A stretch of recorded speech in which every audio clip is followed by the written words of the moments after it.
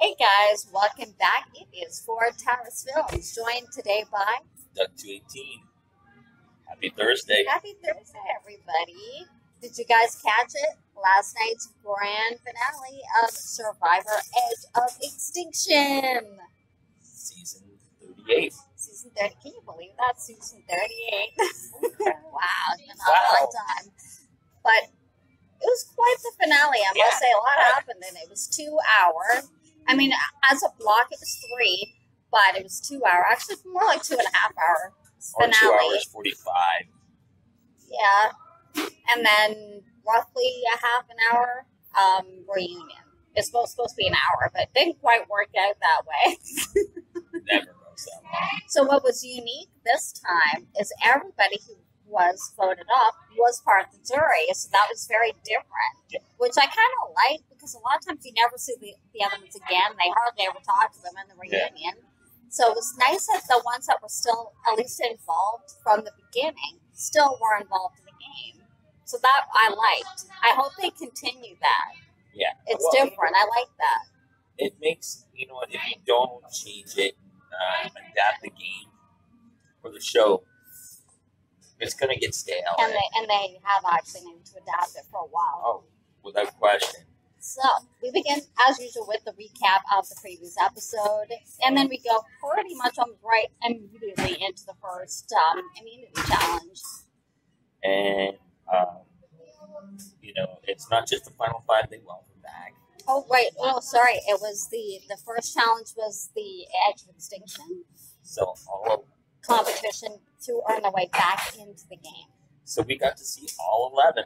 Yep. Yeah, 11 of them. Wow. And they're hoping to get, back in. So the final 5 would become a final 6.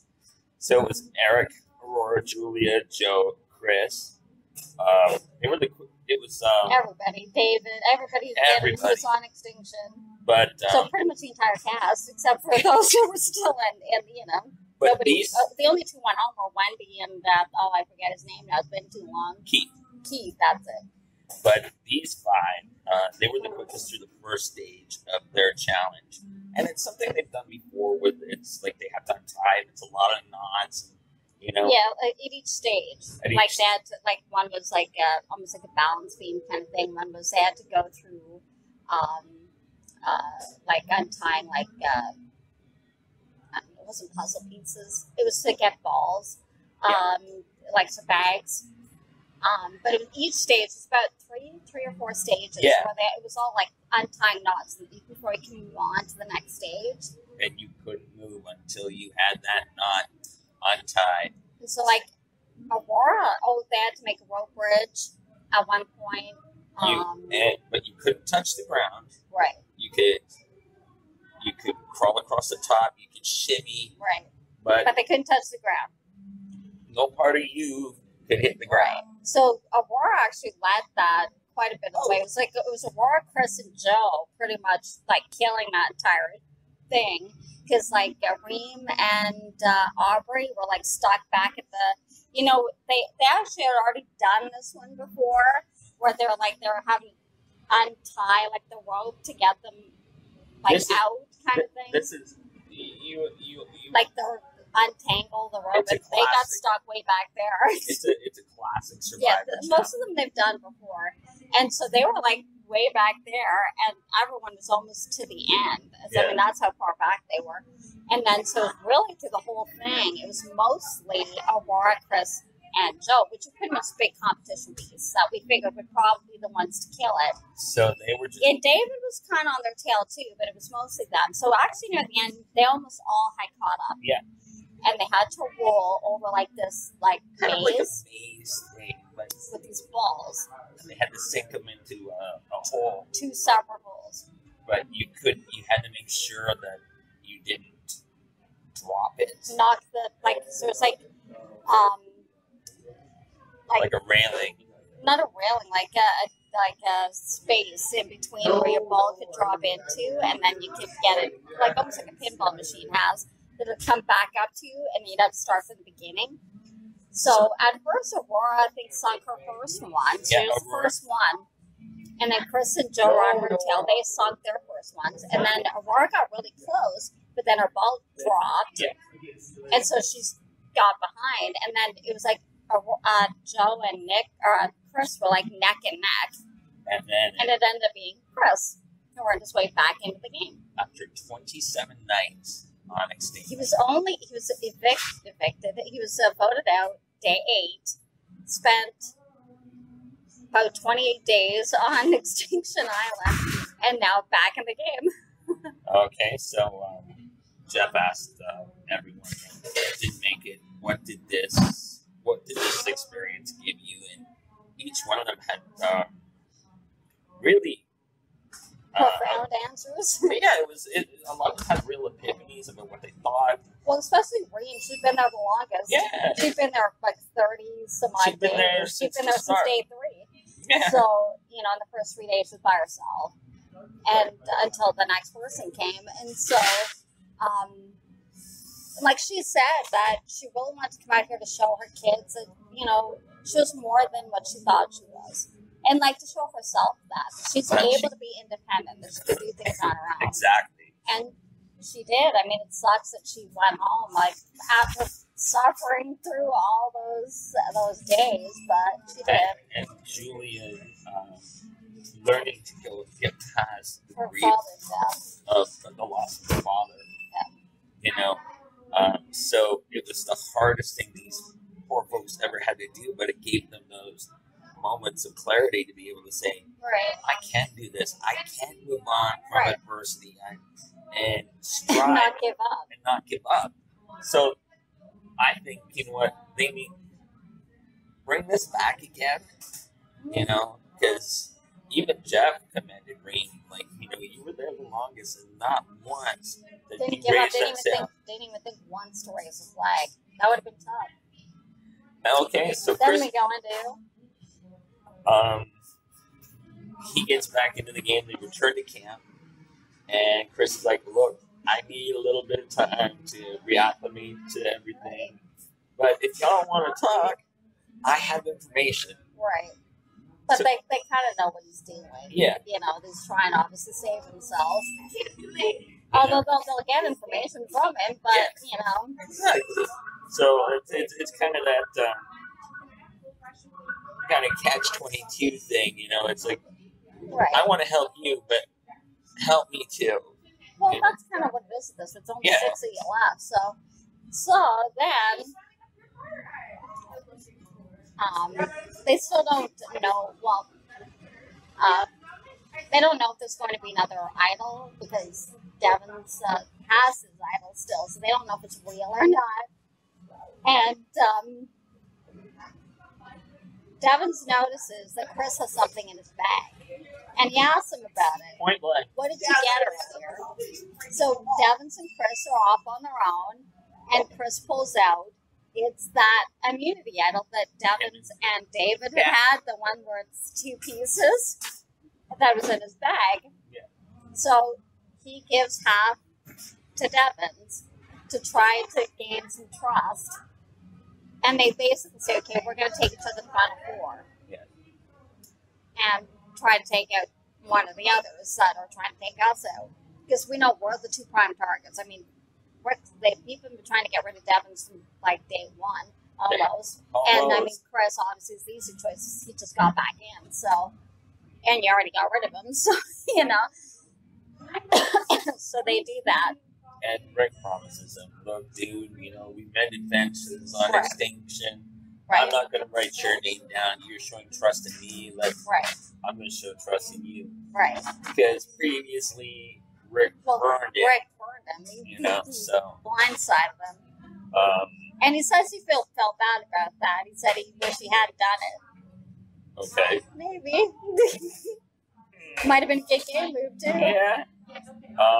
So Chris goes and talks with Lauren, and it's like, he's going, the jury wants people to make moves, and, And Wentworth told me that she thinks she wants you to play your idol, but play it correctly at the right time, which will mostly benefit you.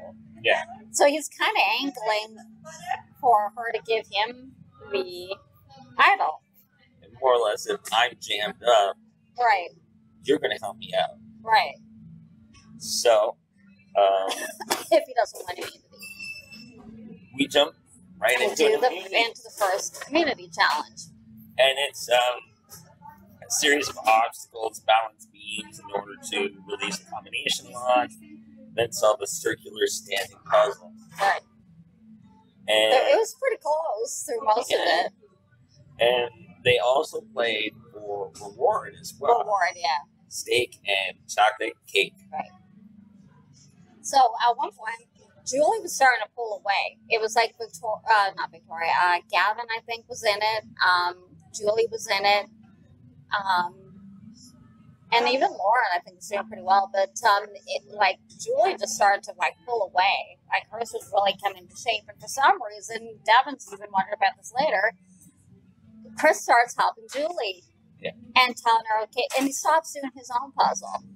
And he's like, okay, do this, put this here, put that. And Devin's even says, what are you doing? So on the other side of Julie. And Julie's in between them. Yeah. And he doesn't answer Devin's. And so Julie ends up winning immunity. She's really far ahead of everybody else. And I think it's the second immunity she's won. Double check. Yeah, I'm pretty sure it's the second immunity. It kind of left a bad taste with Rick. It's like, we're supposed to be working together. And you're helping Julie out. You're helping her out. What's up with that? Deal? So. And so she gets to choose who she wants to take with with steak and chocolate cake. So she took Chris. She took Chris because he's been on, which makes sense. He hasn't really eaten in the 20 days, so she decided to take him. And because, there's not much on Extinction Island. And then she also took Lauren, which didn't sit too well with Devin's or Gavin. He's like, I had you back. You're back more than anyone else. Yeah, and you didn't even take me. Lauren's been on most of rewards, and you take her. So he wasn't too happy about that. But they didn't care. So they went off and had their steak and cake. And talked about getting rid of Devin's once again, the three of them voting together. Julie didn't mince words. She got, as they're shoveling steak and cake into their mouths. It's like, okay, look, he needs to go. Yeah. And they can't seem to get rid of him. But they still don't know if Rick, the idol member, had this They don't know if they don't know if that again, he showed the last tribal was real. They don't think it is. I think he made it up. Yeah. But Chris goes. But they don't know for sure. So they want to come up with a backup plan just in case. And so Chris goes, you know what? In the eyes of the jury, the two most dangerous players are Rick and Victoria. Because they have the most friends on the jury. Right. There's a lot of karma on that jury, and they haven't really bothered anybody. Everybody likes them. They respect what they've done. Right. So they think maybe they'll get rid of Victoria if Devin's has, they'll split the votes and they'll get rid of, the vote Victoria. Victoria and Gavin talk about this, and they think, they might come for us. Yeah. So we might be thinking, maybe it's a good time now to go after Chris. Because he's just come back. He has a comp. He's hard to beat in comps. And it'd be an easy vote. And it'd be an easy vote anyway. Yeah. It's like everybody would expect it to be him anyway. That's if Devin's is a real immunity item. So, and they talked to Devin's about that. Well, because they figured they're going to have to have him. They're going to have him help them. But things should be 3-3. Rick, when they do that little vignette of him talking to the camera, he's like, I really don't want to have to backstab him again.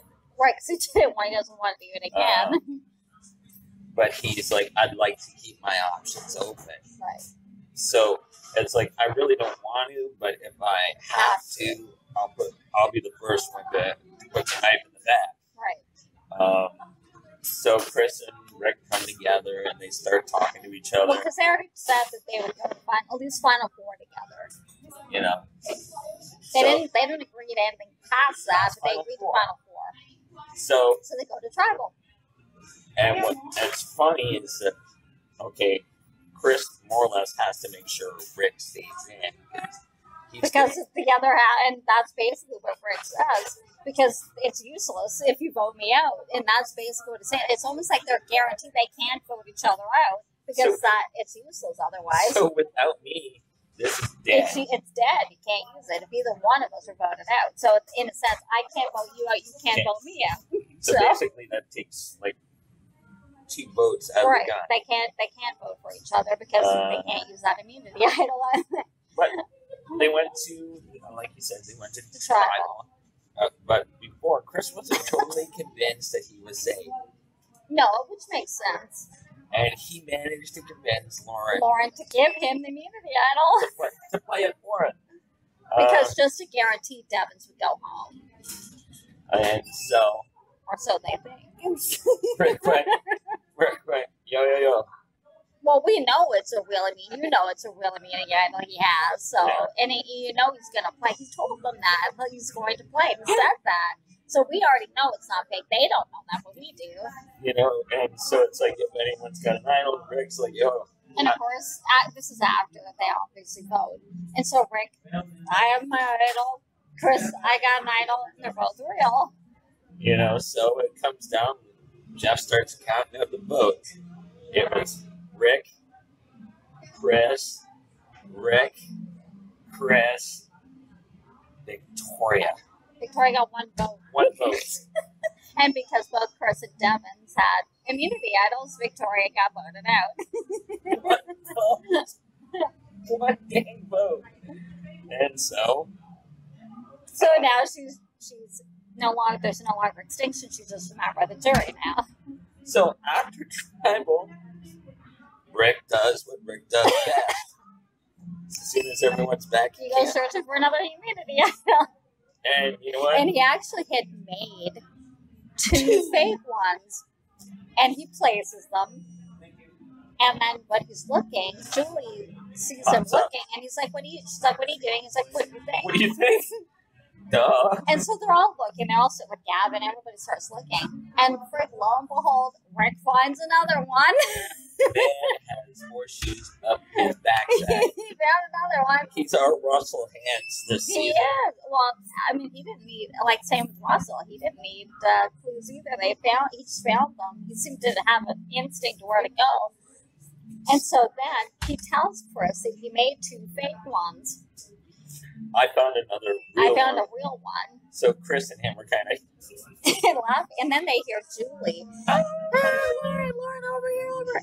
And he's like, I think Julie just found my fake one. And then Lauren chimes up. Lauren found the other one. And so Rick's like, ooh, it's going to be fun tonight. So, and he's finding it funny telling the audience why people think they're safe at tribal council later on, because there's 3 immunity, and then of course whoever wins the last immunity will be safe too, depending on who that is. So we go into the next tribal, or to the next elimination challenge, immunity challenge. So it's basically they have to scramble across this obstacle course above water, right? In order to collect pieces to a puzzle. And they're like passing each other. But you could almost, it's like you could almost block somebody. Yeah. And actually, Devins and that person, we got a little bit behind because of that, but they ended up being able to pull it out. like got ahead, like they didn't get too far behind. Yeah. And it was. They were fighting with these puzzle pieces, and they had to do like the Survivor logo puzzle. So when they finally got back to the puzzle station, and it looked like Gavin took an early lead. It did, yeah. But then it's all of a sudden it's like Devins came from nowhere, like from behind, and won. And just click.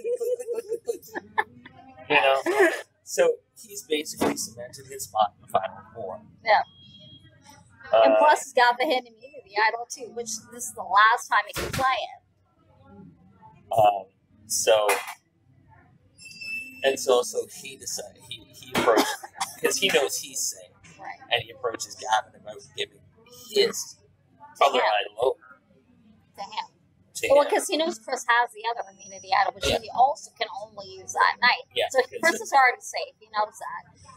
Because he actually handed him back the piece the other half. Devin's got to say, you didn't vote me out. Here you go. Yeah. So, that's like true to his word, he gave him the other half. So, basically, so he talked to Gavin about,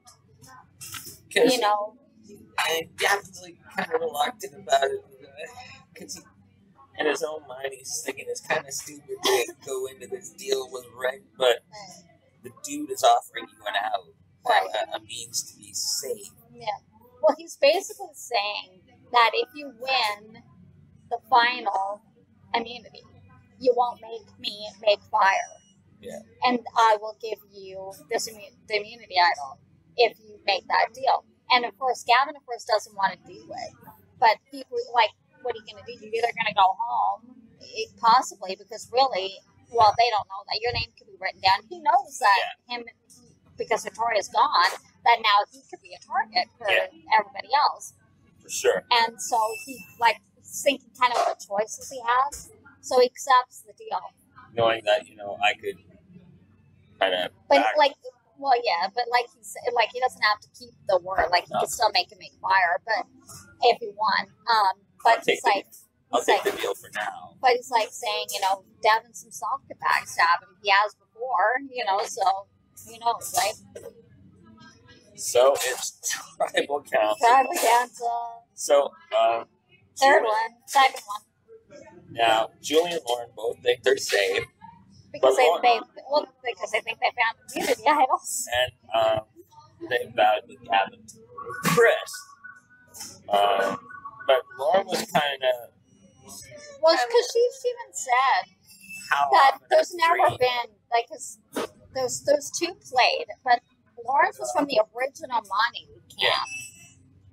And Rick has been finding them everywhere he goes. So, but he said there's never been 3 immunity idols found in a single camp before. So, she's thinking at least one of them is fake. 2 of them might be real because 2 were played. She's forgetting, like you said, one's from the original Monty camp, and stuff like that. And one was where they got them. But there's never been more than one at a camp before. So, not to say that it couldn't change, but so she's a bit skeptical that one of them may be fake. So, but she was willing to roll the dice. Oh yeah, why not? Right? It could be real. So here it is, tribal council time, and they vote, and it's like Julie gets up and goes, "I don't know, but I'd like to play this for myself." And Jeff says, "It's fake." Lauren does the same thing. It's fake. Devins gets up. I'd like to play this for my good friend Gavin. And it's real. It's real. And then Chris gets up and says, I'd like to play this one for me. And it's real. So the only ones who are vulnerable are Lauren and Julie this time around. Everybody else is safe. And so they vote. And for a long time, they were saying, it sounded like they wanted to target Julie. But it ended up being that they voted Lauren out. Yeah. So we were like, I thought they wanted Julie. That's what they were saying. But it ended up being Lauren.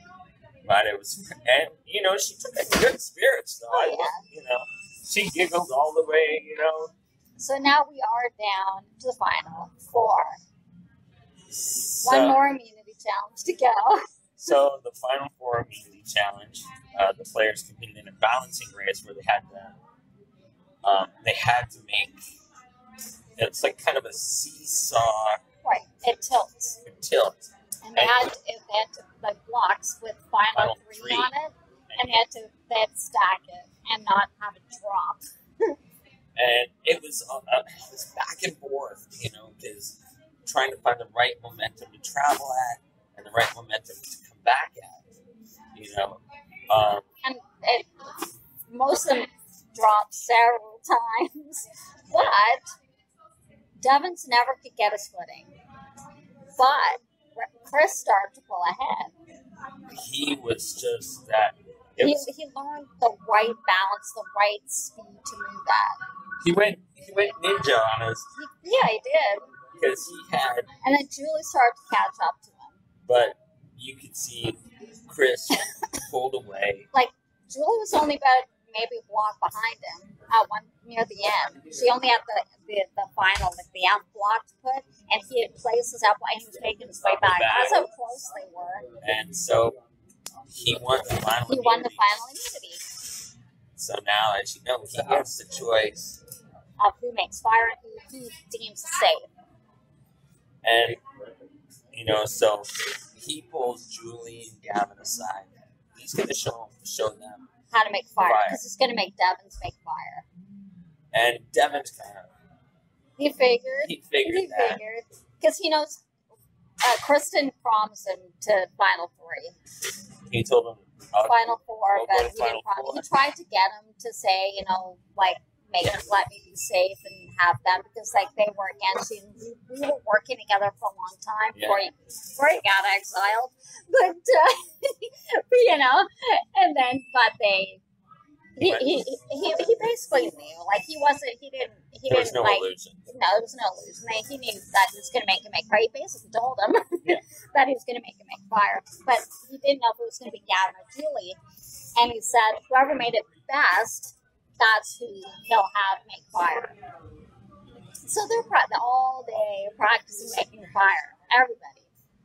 And so then, Chris has been thinking about it though, and he's looking at, they're not bad. They're doing pretty well making it with his help.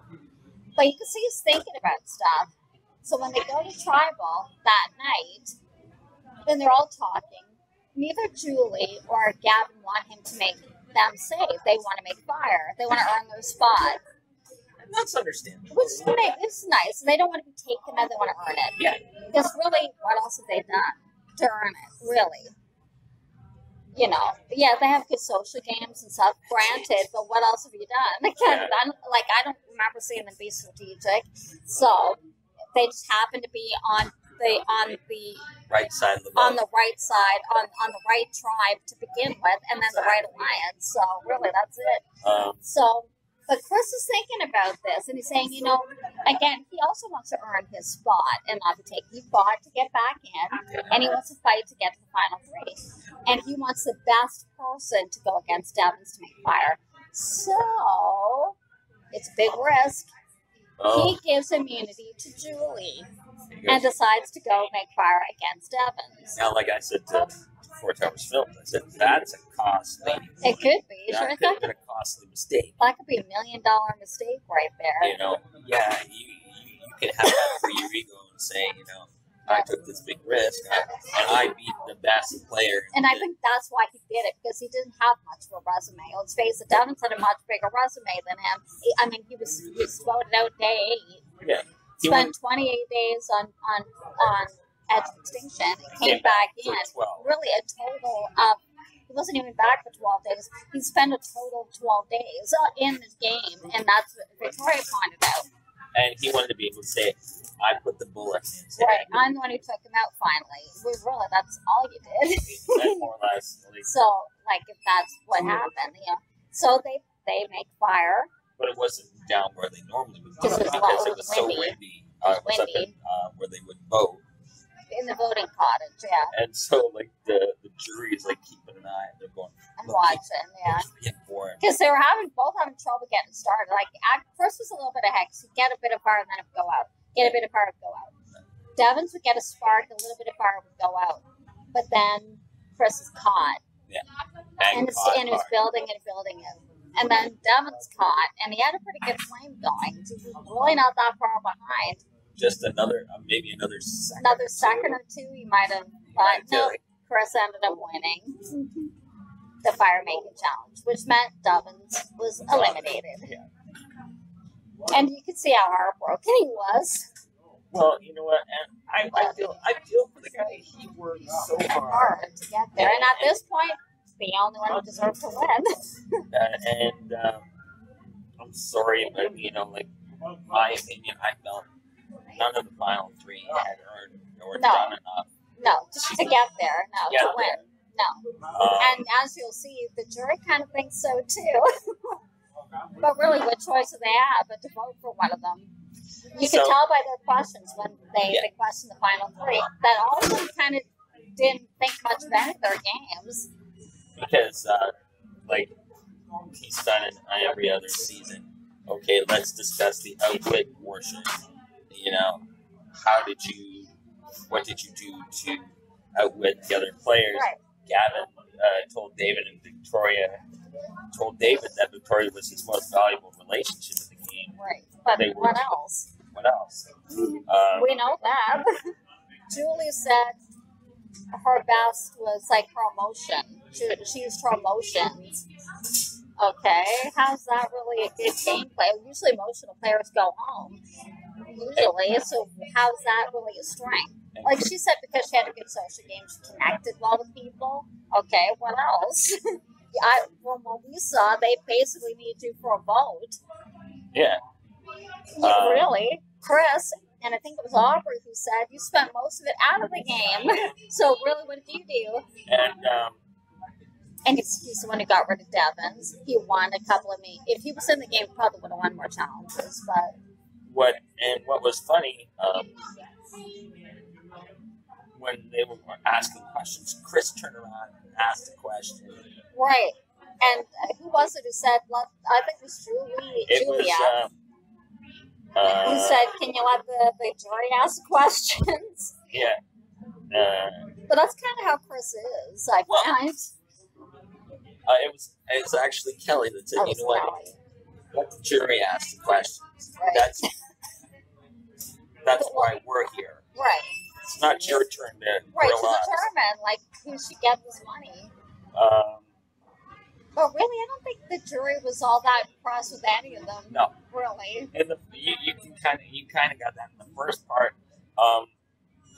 Then when it came to this like big moves, they said, you kind of got a feeling that Chris kind of got the jury back on his side, maybe a little bit,